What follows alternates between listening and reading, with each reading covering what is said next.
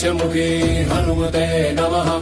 पञ्चवक्त्रम् महाभीमम् त्रिनेत्रम् च महाबलम् सिंहिका गर्भसम्भूतम् हनुमन्तम् नमाम्यहम्। ॐ हं हनुमते रक्ष रक्ष सर्वतो माम्। ॐ हं हनुमते रक्ष रक्ष सर्वतो माम्।